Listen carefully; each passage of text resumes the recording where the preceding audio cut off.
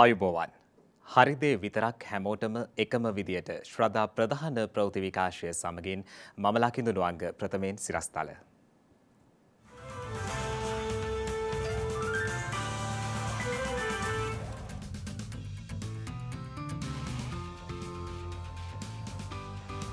අත්‍යවශ්‍ය ඖෂධ මිලදී ගැනීමට ඩොලර් කෝටි 10ක්. පලදායි රාජ්‍ය සේවයක් උදෙසා රාජ්‍ය සේවයේ බඳවා ගැනීමේ ක්‍රියාවලිය සමාලෝචනයට පියවර. පේරාදෙණිය රාජකීය උද්භිත උද්‍යානයට වසර 200ක් සපිරේ. අභාව ප්‍රාප්ත දෙවන එලිසබෙත් මහරැජිනගේ දේහය මහජන ගෞරවය උදෙසා ලන්ඩන් අගනුවරට.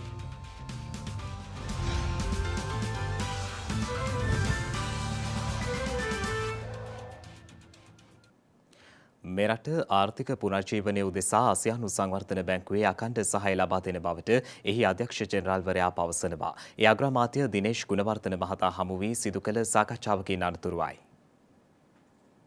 ආසියානු සංවර්ධන බැංකුවේ දකුණු ආසියානු අධ්‍යක්ෂ ජෙනරාල් කෙනෙච් යොකයාමා මහතා සහ අග්‍රාමාත්‍ය දිනේෂ් ගුණවර්ධන මහතා අතර හමුවක් ඊයේ කොළඹ අග්‍රාමාත්‍ය කාර්යාලයේදී පැවැත්වුණා. මෙරට ආර්ථික පුනර්ජීවනය සැලසුම් පිළිබඳව එහිදී සාකච්ඡා කෙරෙනු අතර රටේ සංවර්ධනයට හා ආර්ථික හා මූල්‍ය අභියෝග ජය ගැනීමට ශ්‍රී ලංකාව දරන ප්‍රයත්නයට යොකයාමා මහතා සිය සහයෝගය සහතික කර තිබෙනවා. සමාජයේ අවදානමට ලක්විය හැකි කණ්ඩායම් ආරක්ෂා කිරීම අරමුණු කරගත් වැඩසටහන් පිළිබඳව එහිදී වැඩි අවධානය යොමු වී ඇති අතර නිෂ්පාදන ඉහළ නැංවීමට ග්‍රාමීය කෘෂිකර්ම සංවර්ධන සැලසුම් පුළුල් කිරීමට සහය ලබා දෙන ලෙස අග්‍රාමාත්‍යවරයා එහිදී යොකයාමා මහතා හමුවේ ඉල්ලීමක් කර තිබෙනවා. ආසියානු සංවර්ධන බැංකුව දැනටමත් ලබා දීමට තීරණය කර ඇති ඩොලර් මිලියන 200ක හදිසි ණය ආධාර මුදල සහ ආසියා පැසිෆික් කලාපයේ සෞභාග්‍ය සහ ඔරොත්තු දීම පිළිබඳ ජපන් අරමුදල ලබා දෙන ඩොලර් මිලියන 3ක ප්‍රධානය පිළිබඳවද කෙනෙච් යොකයාමා මහතා මෙහිදී සිහිපත් කිරීම විශේෂත්වයක්. එමගින් දිලිඳු සහ ආර්ථික අවදානමට ලක්විය හැකි කාන්තාවන්ට සහ ළමයින්ට ආහාර සඳහා ප්‍රවේශය සහතික කරනු ඇති අතර ජීවනෝපායන්ද ආරක්ෂා කරන බව යොකයාමා මහතා විසින් අවධාරණය කරනු ලැබුවා. වසංගතය සමග ඇති වූ ගෝලීය ආර්ථික පසුබෑම හේතුවෙන් දුෂ්කර පරිසරයක් රට තුළ නිර්මාණය වී තිබීම ආසියානු සංවර්ධන බැංකුවේද කනස්සල්ලට හේතුවක් වී ඇති බව ඒ මහතා අවධාරණය කර ඇති අතර ආසියානු සංවර්ධන බැංකුව සහය දක්වන ව්‍යාපෘති මගින් මේ අවස්ථාවේ රජයට තීරණාත්මක සහයක් ලබා දීමට බලාපොරොත්තු වන බවද යොකයාමා මහතා සඳහන් කළා. එමෙන්ම මෙම අර්බුදයෙන් ශ්‍රී ලංකාව ගොඩ ගැනීමට සහාය වීම සඳහා සංවර්ධන හවුල්කරුවන් සමග සමීපව ක්‍රියා කරන බවයි එහිදී වැඩිදුරටත් අවධාරණය කෙරුණේ.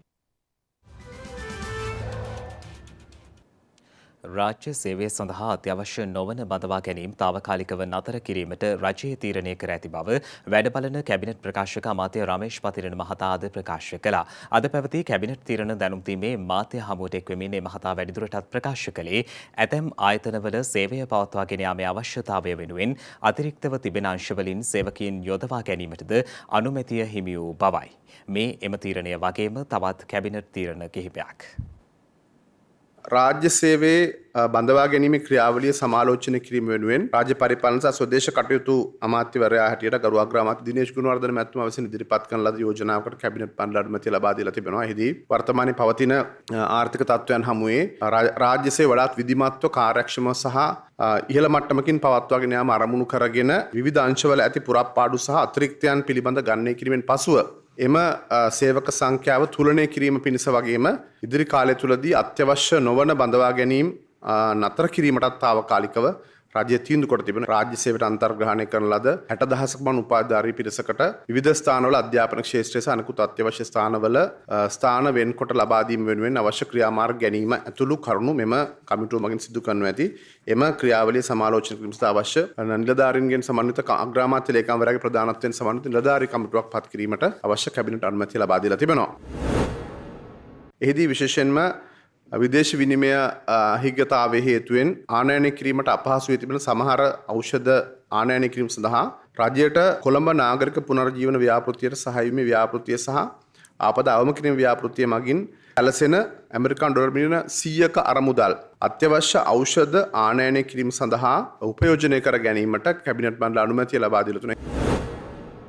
වර්තමාන ආර්ථික අර්බුදකාරී තත්ත්වය හමුවේ ආර්ථික පුනර්ජීවනය සහ වර්ධනය සඳහා ඉහළ ප්‍රමුඛත්වයකින් යුතුව ගත යුතු පියවරන් සම්බන්ධයෙන් කඩිනම් තීරණ ගැනීම පිණිස ජනාධිපතිතුමාගේ ප්‍රධානත්වයෙන් සහ අග්‍රාමාත්‍යතුමා ඇතුළු අමාත්‍ය මණ්ඩලයේ අමාත්‍යවරුන් 5 දෙනෙකුගේ සහභාගීත්වයෙන් කමිටුවක් පිහිටුවීමට යෝජනා කළ තුන. එහිදී විශේෂයෙන්ම මුදල් අමාත්‍යාංශ ලේකම්තුමා, මහා භාණ්ඩාගාරයේ අධිපතිතුමා ඇතුළු නිලධාරීන් වගේම අවශ්‍යතාවයන් ඇති පරිදි පාර්ලිමේන්තුවේ මුදල් කාරක සභාව කෝප් සහ කෝපා කමිටුවල සභාපතිවරුන් මෙම කමිටු රැස්වීමට සම්බන්ධ කර ගැනීමටත් ආර්ථික විශ්ලේෂකින් සහ විශාරදයින් අවශ්‍ය පරිදි පෞද්ගලික අංශයට සම්බන්ධ කර ගැනීමටත් අවශ්‍ය අනුමැතිය කැබිනට් මණ්ඩලය මගින් ඊයේ ලබා දුන්නා. ඒ වගේම දැනට කොරියානු රජයේ රැකියා අවස්ථා ලැබෙන්නේ භාෂා ප්‍රවීණතාවය සමත් වූවන්ට පමණයි. නමුත් වෙල්ඩින් ශේෂ්ත්‍රයේ යෙදලා ඉන්න අයට ග්‍රයින්ඩින් ඒ වගේම ප්ලේන්ටින් වගේ ඒ ශේෂ්ත්‍රවල අයට රැකියා අවස්ථා අඩුයි රට තුල මේ තියෙන ආර්ථික ප්‍රශ්නත් එක්ක. ඉතින් ඒ අයට භාෂා ප්‍රවීණතාවයක් නැතුව කොරියානු රජයේ රැකියා අවස්ථාවක් ලබා ගන්න පුළුවන්කම ලැබෙනවා. වයස අවුරුදු 45 දක්වා. ඕනම කෙනෙකුට විදේශ රැකියා ප්‍රවර්ධන කාර්යාංශයට යටතේ තියෙන නාවල තියෙන රැකියා ඒජන්සිය වෙත යෑම තුලින් ඔවුන්ට කොරියානු රජයේ රැකියා අවස්ථාවක් ලබා ගන්න පුළුවන් වෙනවා. ඒ සඳහා යන වැයබර රාජ්‍ය බැංකු වලින් ණයක් හැටියට ලබා දෙන්න කටයුතු කරලා තිබෙනවා. ඒ නිසා කෙලින්ම ඒ ස්ථානයට යොමු වෙන්න කියලා අපි ආරාධනා කරනවා. ඉලෙක්ට්‍රික් වාහන බලපත්‍ර ලබා ගැනීම සම්බන්ධයෙන් විමසීමට ශනික ඇමතුම් අංකයක් හඳුන්වා දී තිබෙනවා. විදේශගත ශ්‍රමිකයන් නීත්‍යානුකූලව මෙරටට මුදල් එවීමෙන් පසු හිමි වන ඉලෙක්ට්‍රික් වාහන ආනයන බලපත්‍රය ලබා ගැනීම සම්බන්ධයෙන් වන ගැටලු යොමු කිරීම සඳහා ක්ෂණික ඇමතුම් අංකයක් ඇතුළු තොරතුරු ලබා ගැනීම සඳහා වන දුරකථන අංකතුරක් කම්කරු හා විදේශ රැකියා අමාත්‍යාංශය විසින් හඳුන්වා දී තිබෙනවා. ඒ අනුව 0.77යි 30යි 39යි 0.34 යන ක්ෂණික දුරකථන ඇමතුම් අංකය හෝ 0.112 36යි 81යි 75 යන දුරකථන අංකය හරහා මෙන්ම 0.112 58යි 24යි 47 යන දුරකථන අංකය ඔස්සේ විදේශ කටයුතු අමාත්‍යංශයේ ජ්‍යෙෂ්ඨ සහකාර ලේකම්වරයා වෙත දුරකථන ඇමතුමක් ලබා දීමෙන් අවශ්‍ය තොරතුරු ලබාගත හැකි වෙනවා. ඒ අනුව අදාළ වාහන ආනයන බලපත්‍රය ලබා ගැනීම සඳහා වන අයදුම් පත්‍ර මේ වන විට කම්කරු සහ විදේශ රැකියා අමාත්‍යංශයේ වෙබ් අඩවියේ සහ ශ්‍රී ලංකා විදේශ සේවා නියුක්ති කාර්යාංශයේ වෙබ් අඩවියේ පළ කර තිබෙනවා. එම අයදුම් පත්‍ර සම්පූර්ණ කර අදාළ සියලුම ලිපිලේඛන සමග කම්කරු හා විදේශ රැකියා අමාත්‍යංශය වෙත බාර දිය යුතු බවද අමාත්‍යංශයේ වැඩිදුරටත් සඳහන් කරනු ලැබුවා.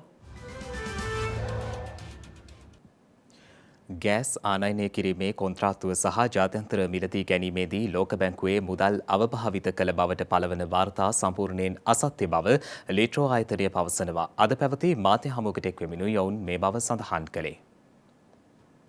ලිට්‍රෝ ගෑස් ආයතනය මේ වෙනකොට මුළුමනින්ම රටේ තියෙන ගෑස් අර්බුදය නිමා කරලා තියෙනවා දවස් 25ක් වගේ ඇතුළත කාලෙකදී. ඉතින් අපිට එහෙම කරන්න පුළුවන් වුණේ අපි අවධානයෙන්, අපි නිවැරදිභාවයෙන්, විනිවිදභාවයෙන් මේ කටයුත්ත කරන නිසා කියන එක අපි විශේෂයෙන් මේ වෙලාවේ මතක් කරන්න කැමතියි. ඒකම අපිට අභියෝග ගාණක් තිබ්බ. මම ජූනි 15 වෙනිදා වැඩබාර ගත්තේ. ඒ වැඩබාර ගත්තාම තිබුණු ප්‍රධාන අභියෝගය තමයි ගෑස් නැව් කිසිම දෙයක් ඒ වෙනකොට තිබුණේ නැහැ සහ ඒ ගෑස් නැව් තිබුණත් අපි ඒවා ගන්න මිලදී ගන්න අවශ්‍ය ෆන්ඩින් එහෙම නැත්නම් ඒ මූල්‍ය සම්පාදනය කරගන්නේ කොහොමද කියන අභියෝගය තිබුණා. අපි ඒ අභියෝග අපි මේ වෙනකොට ජයග්‍රහණය කරලා තියෙන ආයතනයක් විදියට. ඒ නිසා විශේෂයෙන්ම අපි කියන්න කැමතියි ලෝක බැංකුවේ ආධාර මත මේ වෙලාවේ ලෝක බැංකුව පවා අවමානයට පත් කරන්න නිරර්ථක උත්සාහයක යෙදෙන එක ගැන අපි ඉතාමත් කනගාටුවෙන් ප්‍රතික්ෂේප කරනවා. ලෝක බැංකුව කියන්නේ ලෝකේ තියෙන උසස්ම ක්‍රමවේද පාවිච්චි කරන සුවිශාල සුවිශේෂී ආයතනයක්. ඒකේ විනිවිද භාවය උපරිම තියෙන ආයතනයක්. ලෝක බැංකුවේ මූල්‍යාධාර සැපයීමේදී ලෝක බැංකුව බලන කාරණා කටයුතු කීපයක් තියෙනවා. ඒවා සම්පූර්ණ කරන්නේ නැතුව, ඒවා සාක්ෂාත් කරන්නේ නැතුව අපිට බෑ ලෝක බැංකුවේ ආධාර මුදල් ලබා ගන්න. දැන් සති එකමාරකට ඉස්සෙල්ලා ලෝක බැංකුවේ මුළු කණ්ඩායමම ඇවිල්ලා. 7 දෙනෙක්ගේ කණ්ඩායමක් ඇවිල්ලා මුළු ලිට්‍රෝ ගෑස් ආයතනයත් එක්ක ප්‍රගති සමාලෝචන රැස්වීමක් තිබ්බා. ඉතින් කොහොමද ලෝක බැංකුව අභියෝගයට ලක් කරන්නේ? ලෝක බැංකුවේ අර මුදල් අවභාවිතා වුණා කියන අභියෝගයට ලක් කරන එක වැරදි. ඒක අපි ප්‍රතික්ෂේප කරනවා. මේක අමූලික බොරුවක් කියලා කියනවා. මේක සාවද්‍ය ප්‍රකාශයක් කියලා කියනවා. අපි ඒ නිසා මම විශේෂයෙන් කියනවා අපි මේ කරන අපි බොරු මේ වගේ අසත්‍ය ප්‍රකාශ තුලින් වෙන්නේ ලෝක බැංකුවේ නම ආඳගෙන වෙන්නේ අපිට නැවත වතාවක් ලෝක බැංකුවේ අනාගතයේදී අපි වෙත සුබවාදීව බලලා අපේ රටට දෙන්න තියෙන ආධාර එහෙම නැත්නම් ගෑස් ආයතනයක් විදියට අපිට දෙන්න තියෙන ආධාර නැවත වතාවක් අහිමි වී යෑමේ ඉඩකඩක් තමයි මේ හරහා නිර්මාණය වෙන්නේ කියන එක අපි තාමත් වගකීමෙන් කියනවා. අභාව ප්‍රාප්ත දෙවන එලිසබෙත් මහරජනගේ දේහය මහජන ගෞරවය උදෙසා ලන්ඩන් බලා රැගෙනීමට සියල්ල සූදානම් බව විදෙස් මාධ්‍ය වාර්තා කළා. බ්‍රිතාන්‍යයේ ශාන්ත ගයිල්ස් දේවස්ථානයේ තැන්පත් කර ඇති දෙවන එලිසබෙත් මහරජනගේ දේහයට අවසන් ගෞරව දැක්වීමට මේ වන විට මහජනතාවට අවස්ථාව ලබා දී තිබෙනවා. එඩින්බරෝහි රාජකයන්ගේ මාලිගාව වන හෝලි රූඩ්ස් මාලිගේ සිදු වූ රජපවුලේ හිතවතුන්ගේ අවසන් ගෞරවෙන් අනතුරුව රැජිනගේ දේහය ශාන්ත ගයිල්ස් දේවස්ථානය වෙත ඒ පස්වරුවේ රැගෙන එනු ලැබුවා. එහිදී මහරජනගේ දේහයට අවසන් ගෞරව දැක්වීම සඳහා දහස් සංඛ්‍යාත වැසියන් ඒ වන විටත් එහි රොක්වී සිටි අතර එම අවස්ථාවට රාජකීය පවුලේ සාමාජිකයන් මෙන්ම බ්‍රිතාන්‍ය අගමැතිනිය වූ ලිස්ට්‍රස් මහත්මියද එක්ව සිටියා. රජිනගේ දේහය ශාන්ත ගයිල්ස් දේවස්ථානයේ පැය 24ක කාලයක් ජනතා ගෞරවය උදෙසා තැන්පත් කිරීමෙන් අනතුරුව අද පස්වරුවේ රාජකීය ගුවන් හමුදා යානයකින් දේහය ලන්ඩන් අගනුවර බලා රැගෙන ඒමට නියමිතයි. මේ අතර රැජිනගේ අවමංගල්‍ය උත්සවය දශක ගණනාවකට පසුව එක්සත් රාජධානය විසින් පවත්වන ලද විශාලතම හා වඩාත්ම වැදගත් ජාත්‍යන්තර සිදුවීම වනු ඇති බව විදෙස් මාධ්‍ය වාර්තා කළා. ඒ අනුව එළඹෙන සැප්තැම්බර් මස 19 වනදා සඳුදා පැවැත්වෙන රාජකීය ආමංගල්‍ය උත්සවය සඳහා ලවපුරා සිටින නායකයන්ට වෙස්මිනිස්ටර් ඇබේ ශාලාව වෙත ආරාධනා කර තිබීම විශේෂත්වයක්.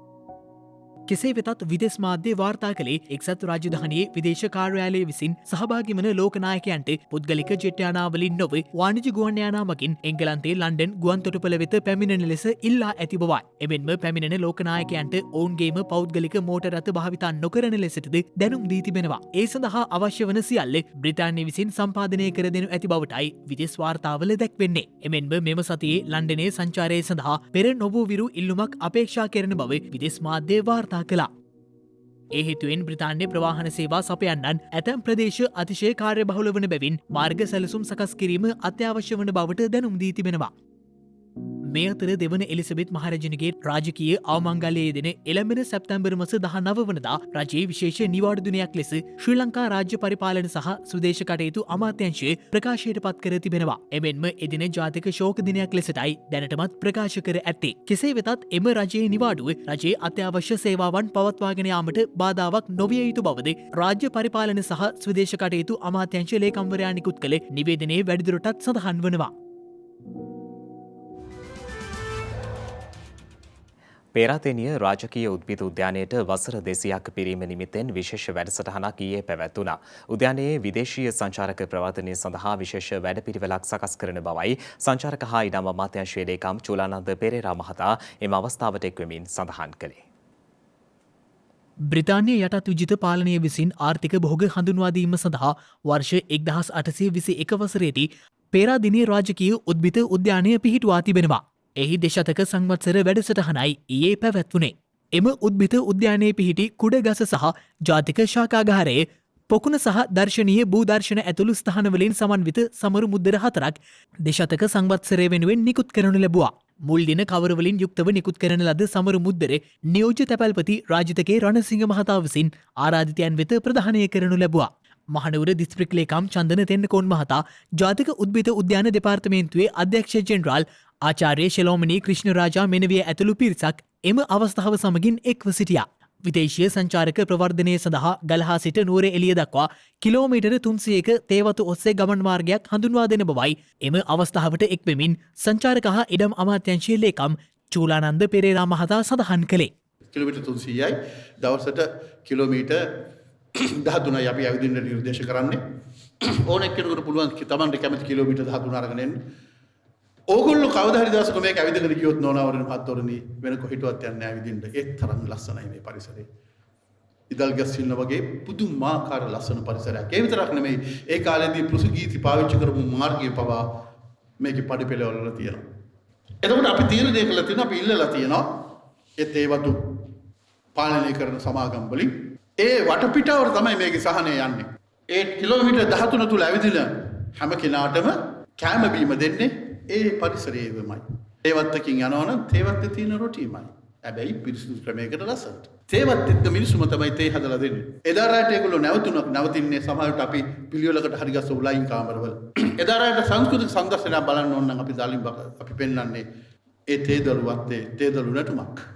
ඒ වගේ ක්‍රමවේදයකට යන්න මේ රට ගොඩාක් ඉල්ලනවා දැන්. ගොඩාක් ආයාචනය කරනවා මාව වෙනස් කළා. මට වෙන පටපිලි අඳලා වෙනස් මගකට ගනින් කියන එක. දෛනික ආසාදිතීන් වාර්තාවීම අඛණ්ඩව පහළ යමින් ගත වූ දිනේ මෙරටින් නව කොවිඩ් ආසාදිතීන් 27 දෙනෙකු වාර්තා වුණා. ගත වූ දිනේ මෙරටින් නව කොවිඩ් ආසාදිතයන් 27ක් වාර්තා වී ඇති බව වසංගත රෝග විද්‍යා ඒකකයේ දැනුම් දී තිබෙනවා. ඒ මෙරටින් වාර්තා වන සමස්ත කොවිඩ් ආසාදිතයන් සංඛ්‍යාව 6,70,471ක් දක්වා ඉහළ නංවමින් මේ අතර ගත වූ දිනේ මෙරටින් කොවිඩ් ආසාදිත මරණ 3ක් වාර්තා වී ඇති බව සෞඛ්‍ය සේවා අධ්‍යක්ෂ ජෙනරාල්වරයා විසින් දැනුම් දී තිබෙනවා. ඒ අනුව මේ වන විට මෙරටින් වාර්තා වන සමස්ත කොවිඩ් ආසාදිත මරණ සංඛ්‍යාව 16,731ක් ලෙසයි දැක්වෙන්නේ. මේ අතර මේ වන විට වෛරසය ආසාදිතව රෝහල්වල ප්‍රතිකාර ලබන පුද්ගලයන් සංඛ්‍යාව 311ක් වන අතර වෛරසය ආසාදිතව සිට සුවය ලැබූ සමස්ත පුද්ගලයන් සංඛ්‍යාව දැක්වෙන්නේ 6,53,429ක් ලෙසයි. දැන් තවත් දේශීය පුවත් කිහිපයක් කෙටියෙන්.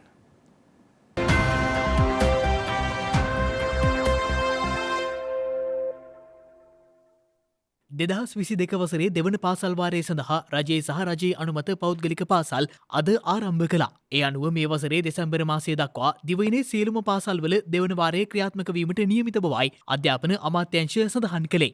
මේ අතර තෙවන වාරය 2023 වසරේ ජනවාරි මාස 2 වෙනිදා සිට ආරම්භ කිරීමට නියමිතයි.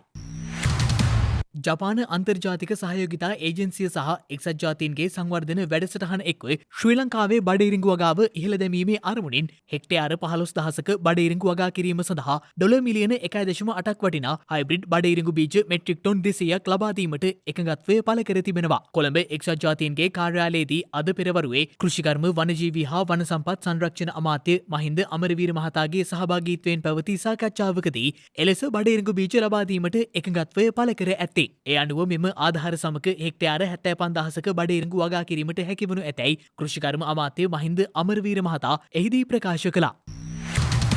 සිරකරු දිනේ නිමිත්තෙන් රැඳවියන් 417 දෙනෙකුට විශේෂ රාජ්‍ය සමාවක් යටතේ නිදහස ලබා දී තිබෙනවා. බන්ධනාගාර දෙපාර්තමේන්තුව සඳහන් කළේ සැප්තැම්බර් මාස 12 වන දිනට යෙදී ඇති සිරකරු දිනේ නිමිත්තෙන් ආණ්ඩුක්‍රම ව්‍යවස්ථාවේ 34 වන වගන්තියෙන් ජනාධිපතිවරයාට පැවරී ඇති බලතලවලට අනුව එම නිදහස ලබා දී ඇති බවයි. දඩ මුදල් ගෙවීමට නොහැකි වූ සහ සුළු වැරදි සම්බන්ධයෙන් බන්ධනාගාරගත වූ රැඳවියන් පිරිසකට එම නිදහස හිමි වී තිබෙනවා. නිදහස හිමි වූ රැඳවියන් අතර කාන්තාවන් 9 දෙනෙකුද වන බවයි බන්ධනාගාර දෙපාර්තමේන්තුව සඳහන් කළේ.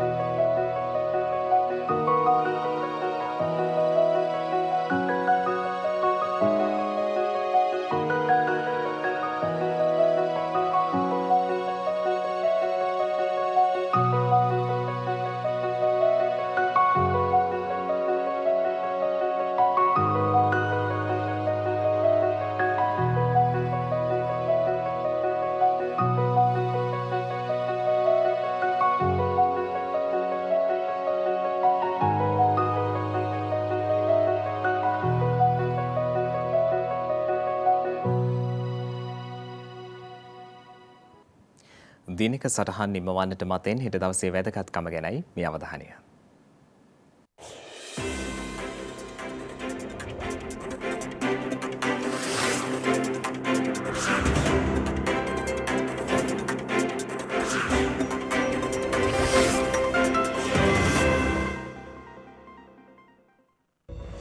හෙට සැප්තැම්බර් මාස 14 වනදා මෙරට ප්‍රවීණ නවකතාකරුවෙකු සහ සාහිත්‍ය විචාරකයෙකු වූ කේ ජයතිලක මහතා භව ප්‍රාප්ත වී ඇත්තේ 2011 සැප්තැම්බර් මාස 14 වන දිනයි.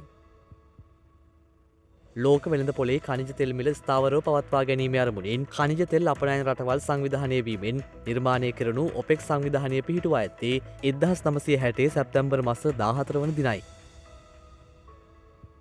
ලොව ප්‍රථම ප්‍රායෝගික හෙලිකොප්ටරය වන VS 300 පළමු වරට පියාසර කර ඇත්තේ 1939 සැප්තැම්බර් මස 14 වන දිනයි. එය ඊගෝර් සිකෝස්කි විසින් නිර්මාණය කරන ලද අතර එහි නියමුවා ලෙස කටයුතු කර ඇත්තේද ඔහු විසින්. ඒ සමගින් ශ්‍රද්ධා ප්‍රධාන ප්‍රවෘත්ති විකාශය නිමාවට පත්වනවා. හමුවමු හෙටත් සවස 6:30ට. තෙරුවන් සරණයි. නමෝ බුද්ධාය.